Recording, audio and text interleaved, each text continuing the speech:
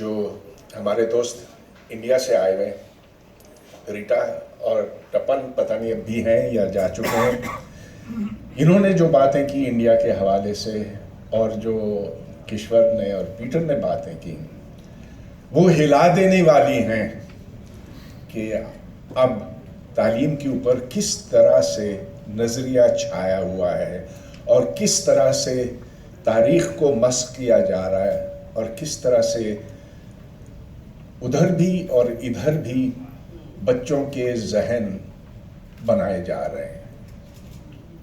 ये इंतहाई ख़तरनाक समत है, मगर मैं इसके बारे में मज़ीद कुछ नहीं कहूँगा, इसलिए कि इन्होंने इतनी खूबसूरती से ये बातें की हैं कि मुझे दोबारा कहने की क्या ज़रूरत है।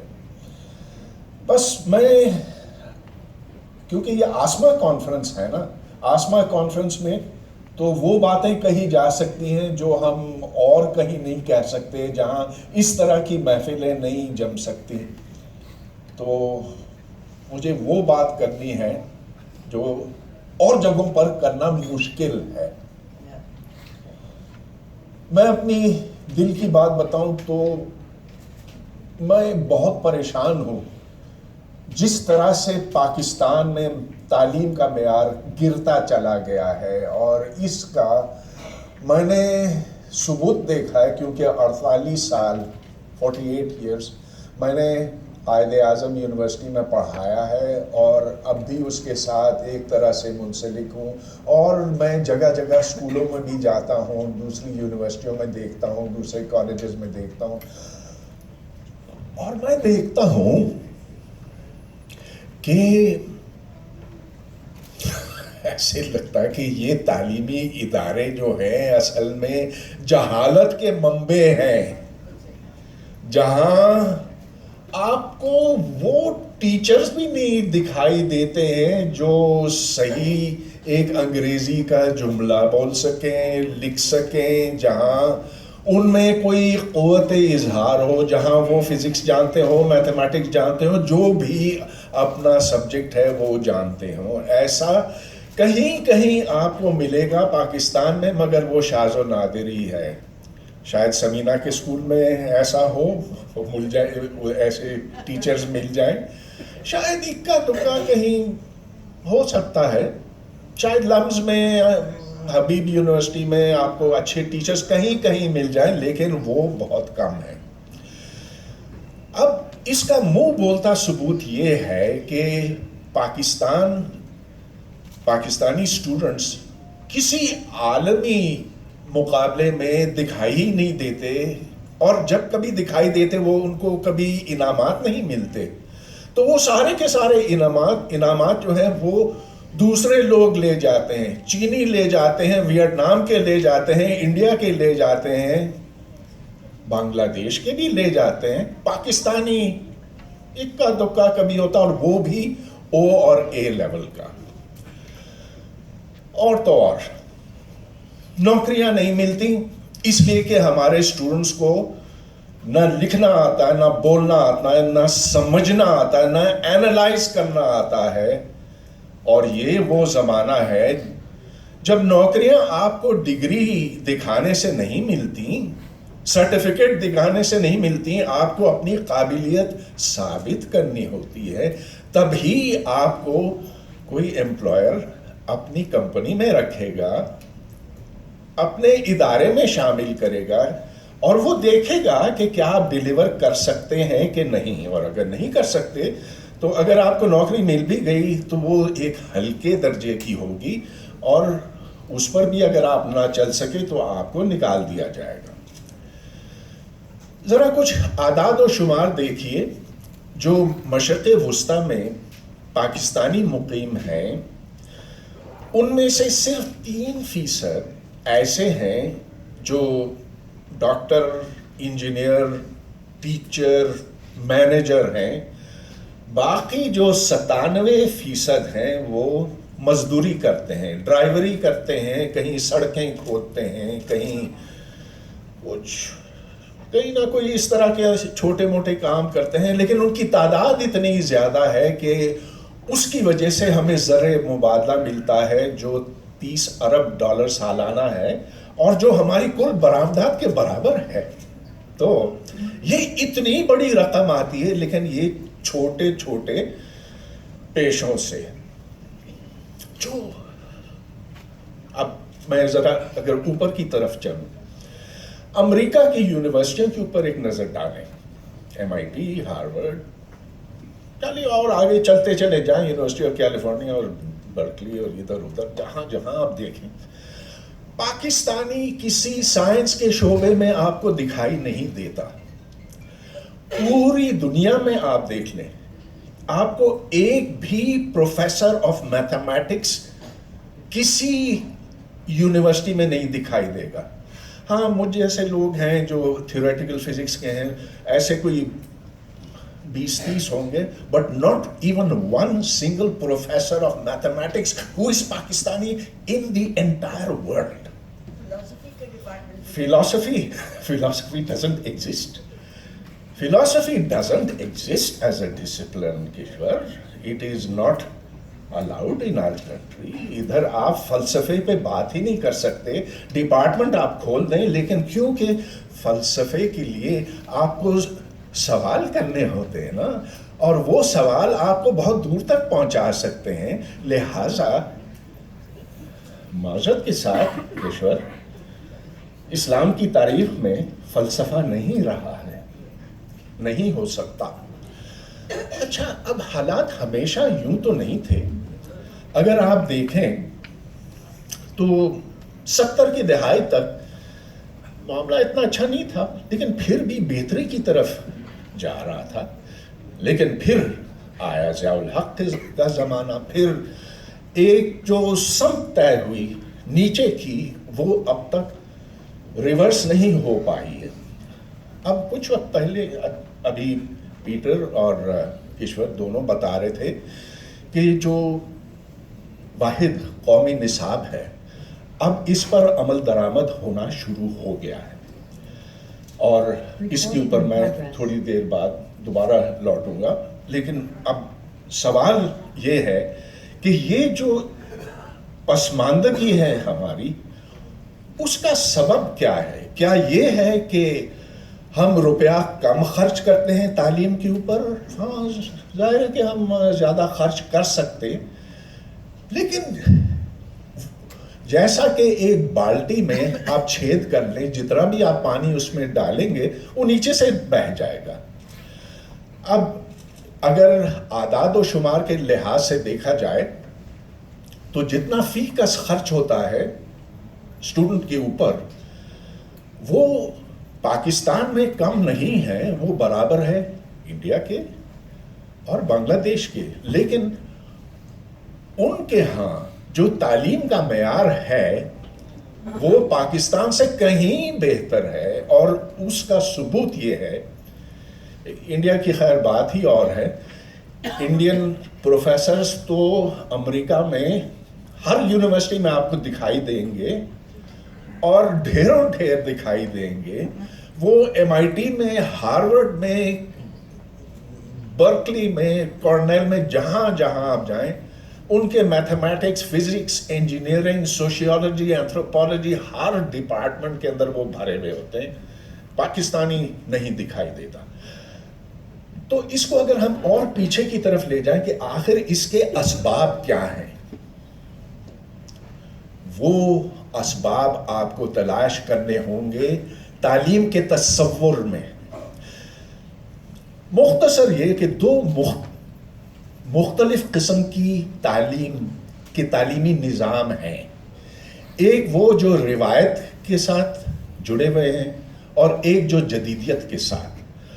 جو روایتی تعلیمی نظام ہے اس میں علم کا تصور بڑا مختلف ہے جدید نظام تعلیم سے. تو روایتی طور پر سارا علم اوپر سے اترتا ہے، تو جو اصل سچائی ہے وہ آپ کو آسمانی کتابوں میں بند دکھائی دے گی، اور اس میں ہاں اس کی آپ تشریح کر سکتے ہیں، تعویل کر سکتے ہیں، مگر اس میں آپ رد و بدل نہیں کر سکتے.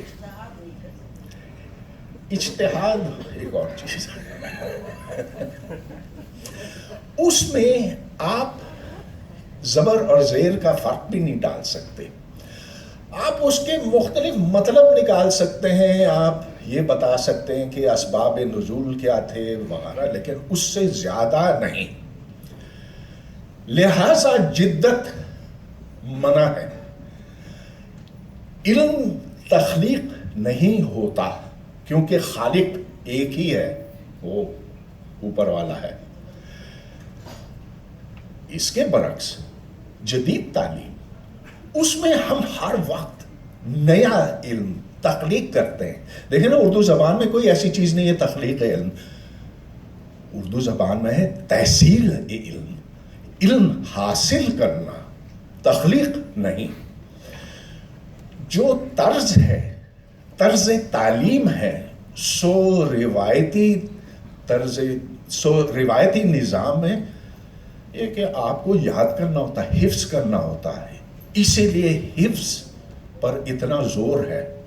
और जैसा कि अब पीटर बता रहे थे, अब कुरान भी हिस्सा बन गया, और तो और तजवीद भी आजकल के निसाब में शामिल हो गया, और वो इस कदर ज़रूरी समझा जाता है कि उसके बगैर तो आपका इस्लाम मुकम्मल नहीं।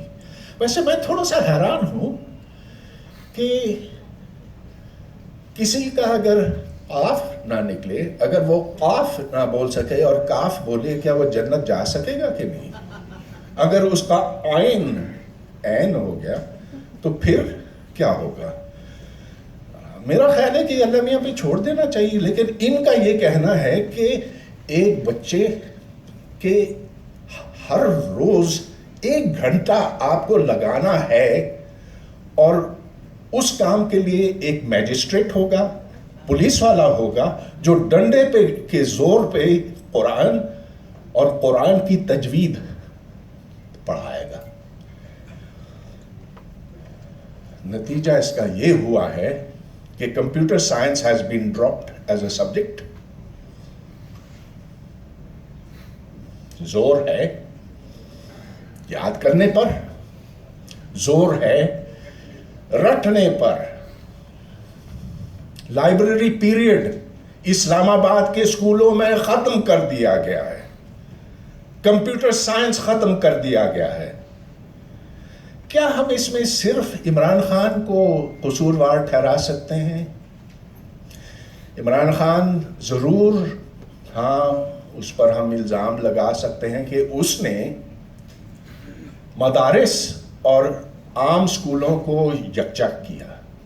ये जो वाहिद कौमी निसाब की अभी बात हुई, उसका बुनियादी मकसद ये था कि ये जो 2 निज़ाम तालीम है, रिवायती और जदीद, इनको ख़त्म करके एक बना दिया जाए और ये वाहिद कौमी निसाब के नाम से जाना जाएगा। इससे इमरान खान का ये ख्याल था कि जो तफरीक है हमारे निज़ाम तालीम में, सो ख़त्म हो जाएगी, और ये पैसा खर्च के बगैर आपको सरकार की तरफ से मजीद कुछ पैसा नहीं लगाना होगा, कोई खेल के मैदान नहीं बनाने होंगे, कोई पीने का पानी फराहम नहीं करना होगा, कोई किताबें इसके लिए लाइब्रेरी में नहीं डालनी होगी, कुछ भी नहीं करना होगा। आप इस निसाब को बराबर कर दीजिए, सब कुछ ठीक हो जाएगा। अंजाम इसका ये कि आज हमारे स्कूल और मदरसे एक होते जा रहे हैं, एक होते जा रहे हैं, और ये इस बात को गारंटी करते हैं कि पाकिस्तान का मुस्तकबिल इंतहाई तारीक होगा जब तक हम इसे रिवर्स नहीं करते। सारी बात तालीम की, जहन साजी की है, रवैयों की है, मेंटल एटीट्यूड्स की है। और अगर आप मेरी बात को नहीं मानते तो ज़रा देख लीजिए कि बरतानिया में क्या सूरत हाल है। वो देखें कि उधर जो पाकिस्तानी मुकीम हैं उनका अचीवमेंट लेवल क्या है बनिस्बत इंडियन, बांग्लादेशी और दीगर اسی خطے کے لوگ، ایرانی خاص طور پر، پاکستانی سب سے پسماندہ ہیں ادھر کے لوگوں میں سے.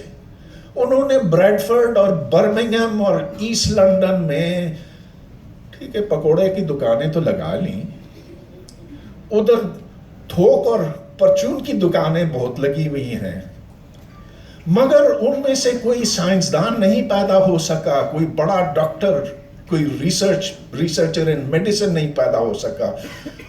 سیاست میں ٹھیک کر رہے ہیں، ہاں ٹھیک ہے، وہ میئر آف لندن بھی پاکستانی ہے، لیکن علم کے شعبے میں سب سے پسماندہ لوگ پاکستانی ہیں، وہ جو برطانیہ میں رہتے ہیں اور جن کے پاس ہر قسم کی سہولت ہے، جن کے پاس کوئی وسائل کی کمی نہیں ہے، لیکن سوچ کا فقدان ہے، سوچ پسماندہ ہے. سوچ یہ ہے کہ ہر چیز کو ہمیں مذہب کے ساتھ جوڑنا چاہیے، لہٰذا وہ اپنے بچوں کو مدرسوں میں بھیجتے ہیں، وہ ہوم سکولنگ کرتے ہیں، وہ انہیں ویسا ہی قرآن پڑھاتے ہیں، ویسے ہی تجوید پہ اصرار کرتے ہیں جیسا کہ ہم یہاں پر کرتے ہیں. اور اب جیسے جیسے علالت میں تیزی آ رہی ہے، جیسے جیسے ہم زیادہ بیمار ہو رہے ہیں، ویسے ویسے ہم اور زیادہ اس سمت جا رہے ہیں. تو یہ بالکل ویسی بات ہے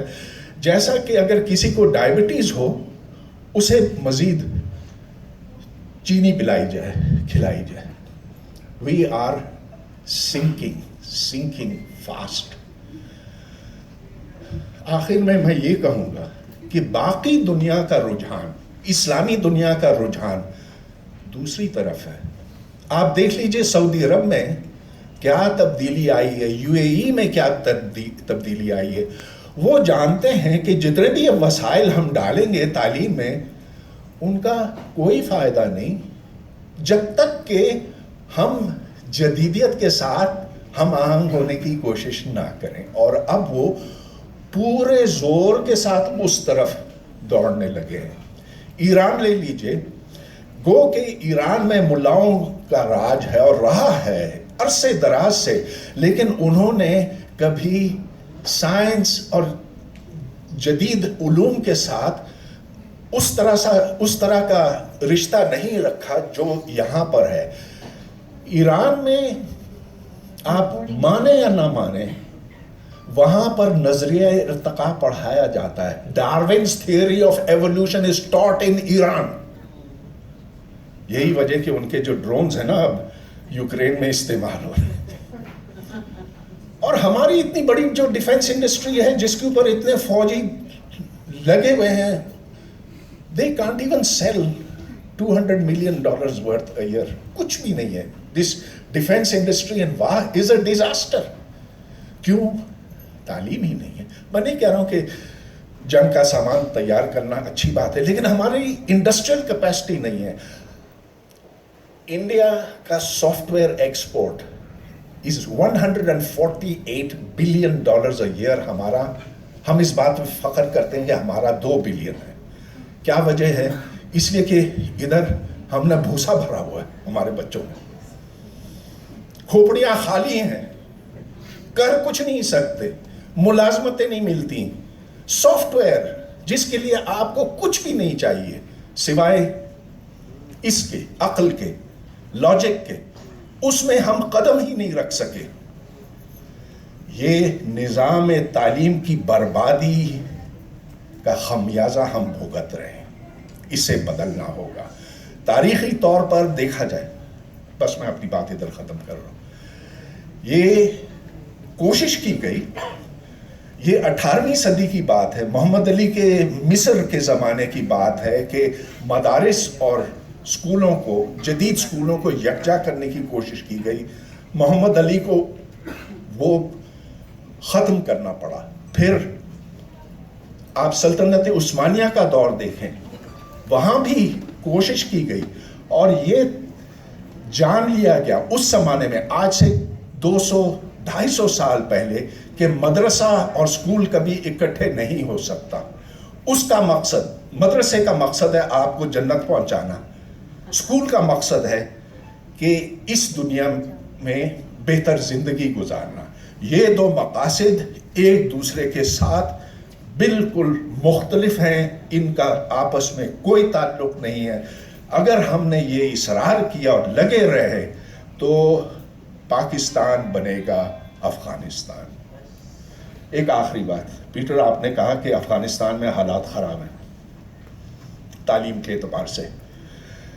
میں نے ان افغانستان کی درجنوں کتابیں دیکھی ہیں، نصابی کتب دیکھی ہیں ہر شعبے کی، اور ڈان میں میرا آرٹیکل بھی ہے اس موضوع پر. میں نے سائنس کی بھی دیکھی ہیں، میں نے زبان سکھانے کی بھی دیکھی ہیں، انگلش لینگویج، فارسی، پشتو، جو دوسری زبانیں ہیں وہاں پر، how they teach those languages. میں نے ان کی تاریخ اور جغرافیہ کی کتابیں بھی دیکھی ہیں، اور میں دعوے سے کہہ سکتا ہوں کہ وہ ہماری کتابوں سے بہت بہتر ہے، مقابلہ ہی نہیں. لہٰذا اس پورے خطے میں آپ افغانستان کو پسماندہ نہ کہیں، اس ملک کو پسماندہ بنایا گیا ہے. ان ظالموں نے جو منسٹری آف ایجوکیشن پہ قبضہ کیے ہوئے ہیں، ان غاصبوں کو ہم نے قصوروار ٹھہرا کر ان کو سزا دینی چاہیے کہ انہوں نے اس پوری قوم کو برباد کیا ہے. We have to get them out, otherwise Pakistan will not have a future. Thank you very much for listening.